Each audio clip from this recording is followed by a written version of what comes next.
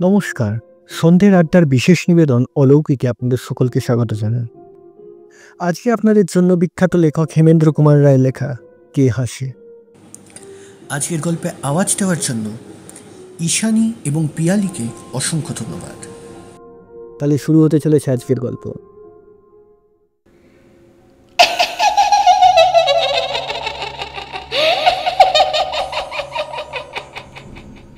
ক্ষণক্ষণে গলায় বিদ্রুপে রোমাঞ্চকর হাসির ধারা। ধর্মর করে বিছানায় উঠে বসলাম। চোখ থেকে সমস্ত ঘুমের চড়িমা ছুটে গেল। এই গলার আওয়াজ সুপরিচিত। শীতার্ত রাতেও ঘেমে উঠলাম অজানা আতঙ্কে। মিনতিরও ঘুম ভেঙে গেল। সে উঠে বসে সবিস্ময় বলল, ও কি, তুমি এমন থরথর করে কাঁপছো কেন? কার যেন হাসি শুনলাম। কার আবার হাসি শুনবে? তুমি আর আমি ছাড়া এই ঘরে তো আর কেউ নেই। কার হাসি শুনলাম? তার নাম আর মিনতিকে বললাম না, পাছে সে ভয় পায়। সচমকে বললাম, ও ওটা ওটা কে হাসছে? পঞ্চি পাগলি। সে আবার কে?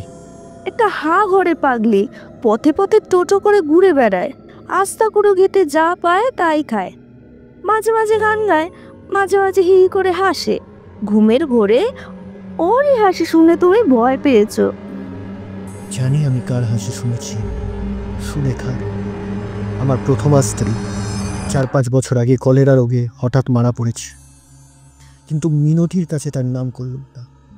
মিনতি বলল, ওই শোনো, পঞ্চি এবারে গান ধরেছে। রাজপথ থেকে গানের টুকরো টুকরো ভেসে এলো। আমি সুখীর লাগিয়া এ ঘর বান্দিল, অনলে উড়িয়া গেল আমি আর সাগরে সিনানে করিতে সকলি গরলোপে।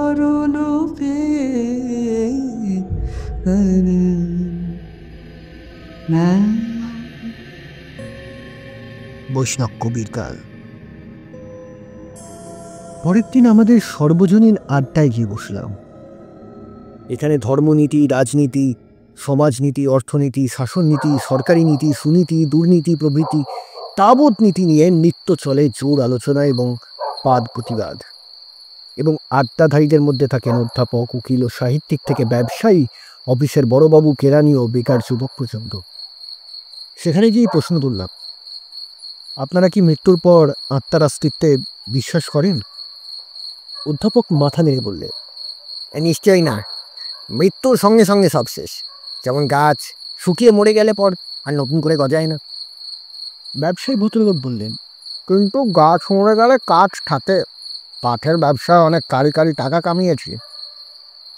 অধ্যাপক ব্যঙ্গের স্বরে বললেন, এখানে ব্যবসার কথা হচ্ছে না। উকিলবাবু বললেন, মৃত্যুর পর কি আছে কেউ তা জানে না। কেরানিবাবু বললেন, সে কথা জানতে গেলে আগে আপনাকে পটল তুলতে হবে। আমি বললাম, ওসব বাজে কথা ছেড়ে দিন, আমার জানতে ইচ্ছে হয়, প্রথম স্ত্রী মারা যাবার পর স্বামী যদি আবার বিবাহ করে তাহলে মৃত স্ত্রীর আত্মা কি তা অনুভব করতে পারে? সাহিত্যিক বাবু বললেন, এ বিষয়ে নানা মুনির নানা মত। অফিসের বড়বাবু বললেন, আমি মশাই দুটো ঘটনা জানি। দুই ক্ষেত্রেই মৃত স্ত্রীর অশান্ত প্রেতাত্মা আবার পৃথিবীতে দেখা দিয়েছে। শুকনো স্বরে বললাম, ঘটনা দুটি শোনা যাবে? দুটো ঘটনাই ভয়াবহ। শোনবার পর আড্ডায় বসে থাকতে পারলাম না। দুশ্চিন্তাগ্রস্ত হয়ে পথে পথে খানিকটা ঘুরে শেষটা বাড়ি গিয়ে পদাচালনা করল। দুশ্চিন্তার কারণ আছে। বাবা ও মায়ের পরলোক গমনের পর সংসারে একেবারে একাকী হয়ে পড়েছিলেন। সুলেখাকে বিয়ে করবার পর আমার সেই একলা থাকার দুঃখ দূর হয়েছিল, কিন্তু বেশি দিনের জন্য নয়। কে না জানে মানুষ ঘরে ভগবান ভাঙে। বছর না ঘুরতে ঘুরতে কলেরা রোগে সুলেখা মারা পড়ল। দ্বিতীয়বার আমি একা হলাম। উপরই আবার একা থাকার দুঃখ ভোগ করলাম 3 বছর। কিন্তু গৃহিণীর অভাবে সংসারে দেখা দেয় নানান বিশৃঙ্খলা, বিশেষত ধনীর সংসারে। শেষটা আর সইতে পারলাম না। মিনতি যখন বিয়ে পরীক্ষার পর MA পড়বার জন্য প্রস্তুত হচ্ছে, সেই সময় তার সঙ্গে হলো আমার দ্বিতীয় বিয়ে। কিন্তু মুশকিল হলো এক জায়গায়, আমি থাকি মফস্বলে নিজের জমিদারিতে, অথচ মিনতির বড় সাধ কলকাতায় থেকে MA পরীক্ষা দেয়। শেষটায় তার ইচ্ছে পূরণ করতেই বাধ্য হলাম। কলকাতার বড় বড় পাড়ায় খালি বাড়ি পেলাম না, তবে শহরের উপকণ্ঠে একখানি মনের মতো বাড়ি ভাড়া পাওয়া গেল। তেতলা বাড়ি, সামনে বাগান, 2 পাশেও খানিকটা করে খোলা জমি এবং খিড়কির দিকেও পুষ্করিণী। ভাড়াও খুব কম। পাড়ার একজন বয়স্ক ব্যক্তিকে জিজ্ঞেস করলাম, এত কম ভাড়া অথচ এমন চমৎকার বাড়ি খালি পড়ে আছে কেন? বৃদ্ধ গম্ভীর স্বরে বললেন, এ বাড়ি কেউ ভাড়া নিতে চায় না। সে কি, কেন? তিনি চলে যেতে যেতে বললেন, সে কথা আমার মুখে শুনে কাজ নেই। বাড়িওয়ালা বলবে আমি ভেঙচি দিচ্ছি। কথাগুলো অতিশয় রহস্যময় হলেও তা নিয়ে তখন আমি মাথা ঘামাইনি। তারপর খবর পেয়েছিলাম এ বাড়ির মালিক ছিলেন আমার প্রথম পক্ষের শ্বশুর মশাই। সুলেখার বাল্য বয়সেই টেনার দায়ে বাড়িখানা বিক্রি হয়ে যায়। এসব কথা আমি কিছুই জানতাম না এবং জানলেও গায়ে মাখতাম না।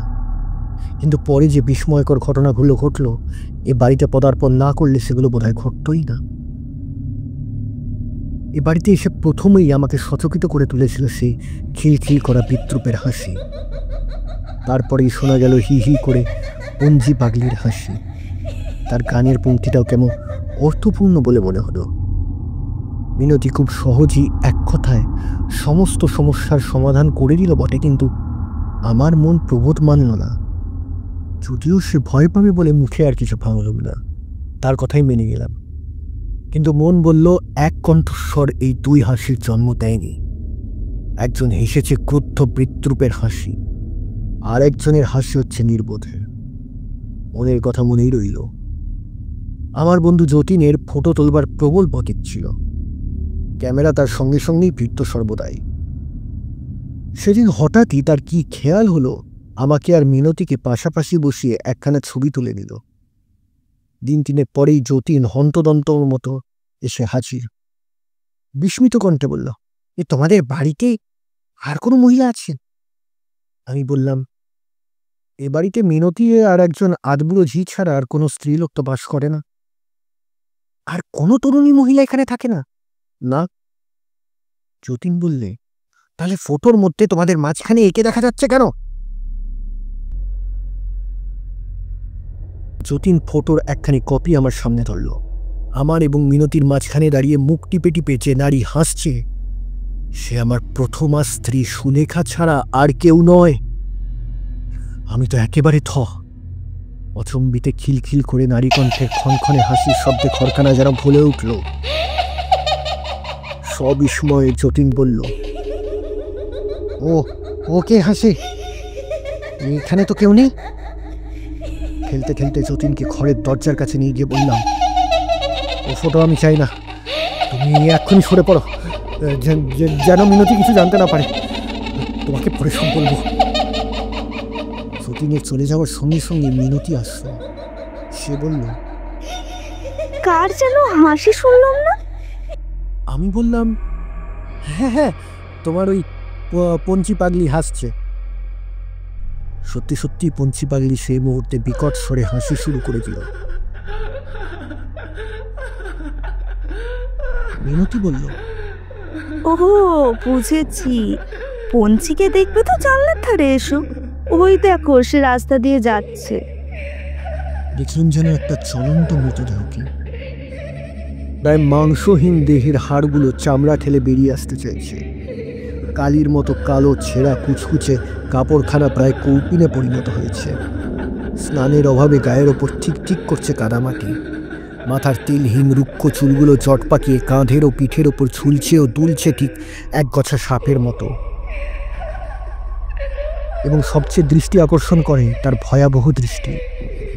চক্ষু কোটরাগত হয়ে জলজল করছে যেন 2 টুকরো জ্বলন্ত কয়লা।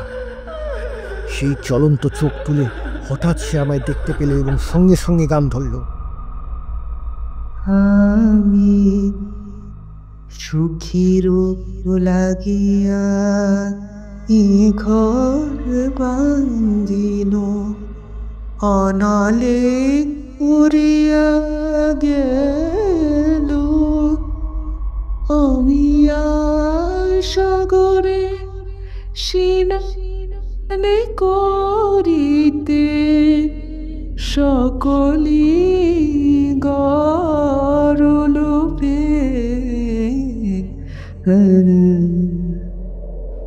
বুকটা ছ্যাঁৎ করতে লাগলো। তাড়াতাড়ি জানলার ধার ছেড়ে সরে এলাম, কিন্তু ঘরের ভেতরেই বা শান্তি কই? আবার যদি সুলেখার হাসি শুনতে পাই? এ ধারে যে মিনতিরও সন্দেহ জাগতে শুরু করেছি। কিন্তু সৌভাগ্যক্রমে সেদিন সুলেখা আর হাসল না। তারপর সেই ভীষণ রাত্রি। ওহ, ভাবলেও আমার সর্বাঙ্গ এখনো রোমাঞ্চিত ঘর্মাক্ত হয়ে ওঠে। যথাসময়ে আমি ও মিনতি শুয়ে ঘুমিয়ে পড়েছিলাম। তখন কত রাত আমি জানি না।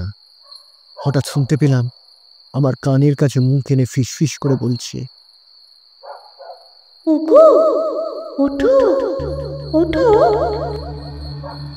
চমকিত কণ্ঠে যেন স্বপ্নচরিত সরে উঠে বলল, কে কে তুমি?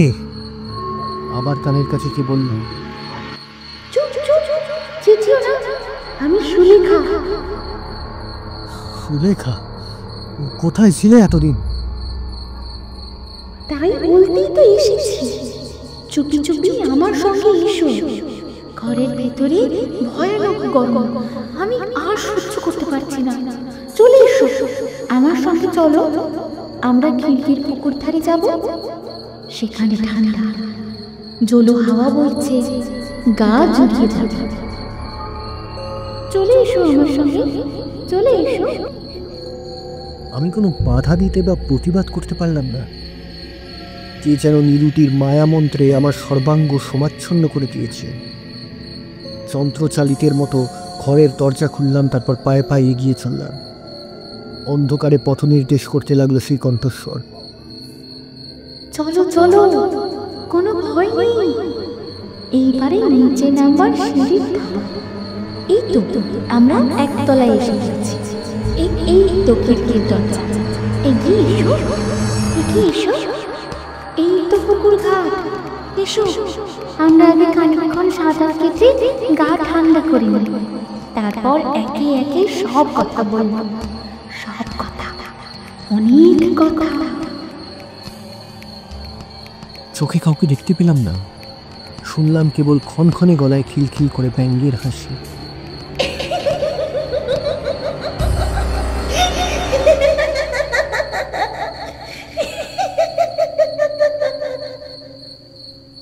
হাসির শব্দ শুনেই থমকে দাঁড়িয়ে পড়লাম। সঙ্গে সঙ্গে কে বলে উঠল, আবার দাঁড়িয়ে পড়লে কেন? নামো নামো, ঘাটের ধাপ দিয়ে নেমে জলে ঝাঁপিয়ে পড়ো। হ্যাঁ হ্যাঁ, প্রথম ধাপ, দ্বিতীয় ধাপ, তৃতীয় ধাপ। হ্যাঁ, যত নিচে নামবে তত আমার কাছে আসবে। এইবারে চতুর্থ ধাপ, পঞ্চম ধাপ। এইবারে ও কি, আবার দাঁড়িয়ে পড়লে কেন? আবার গোটা কয় ধাপ, আরো গোটা কয় ধাপ, তারপরে সব জ্বালা জুড়ে যাবে। নামো নামো নামো। হাঁটুর উপরে জল উঠতেই আমার পাচ্ছ জ্ঞান একটু একটু করে ফিরে আসতে লাগলো। কানে জাগলো মিনতির পরিত্রাহী চিৎকার, ও রামলাল সিং, আমন ঠাকুর, সবাই দৌড়ে যাও। তোমাদের বাবুজি কুবের করে খিড়কির পুকুরে নেমেছে। উনি যে সাঁতার জানে না। পুকুরের জলের ভেতর থেকে যেন জেগে উঠল কার চাপা গলায় ফুপিয়ে ফুপিয়ে কান্না। না, সে নিষ্ফল আক্রোশের গর্জন। বুকের মধ্যে শিহরণের পর শিহরণ তুলে বইতে লাগলো যেন তুষার প্রবাহ। এ আমি কি করছিলাম? কোন হিংস্র অমঙ্গলের কবলে আত্মসমর্পণ করতে উদ্যত হয়েছিলাম? আর বান পাচক ও চাকর বাকররা বেগে ছুটে এলো, কিন্তু ততক্ষণে আমি নিজেই সামলে নিয়ে ওপরে উঠে এসেছি। মিনতি দৌড়ে এসে আমার 2 হাত প্রাণপণে চেপে ধরে কাতর স্বরে কেঁদে বলে উঠল, ওগো, তুমি এখনই কি সর্বনাশ করছিলে! ভাগ্যে আমার ঘুম ভেঙে গেল আর আমি জানলা দিয়ে দেখতে পেলাম। আমি লজ্জিত কণ্ঠে বলে উঠলাম, ও কথা যেতে দাও মিনতি, আমি কি একটা দুঃস্বপ্ন দেখছিলাম তাই? মিনতি বাধা দিয়ে বলল, যে বাড়িতে পুকুর আছে আর তোমায় থাকা চলবে না, আমি কালই তোমাকে এ বাড়ি থেকে নিয়ে যেতে চাই। আমি বললাম, তাই ভালো। রাস্তা থেকে ভেসে এলো পঞ্চি পাগলির হি হি করে অর্থহীন হাসি আর সেই একঘেয়ে গান।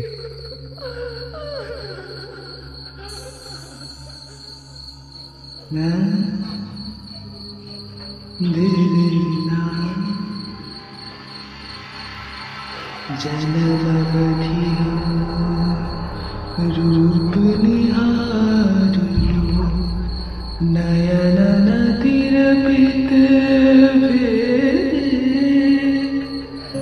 लाख लाख योग हिया हिया लाख नो तब हिया जुर नागे